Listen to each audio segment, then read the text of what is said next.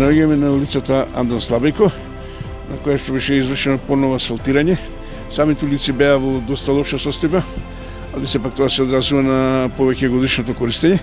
Сепак овој асфалт е постарно живее од 30 години и се одлучиме да се постави ново платно на улицата. Самата улица е долга околу 200 метри или површина околу 1200 квадрати, така да сега ќе имаме многу поголеми можности за користење на оваа сообраќајница.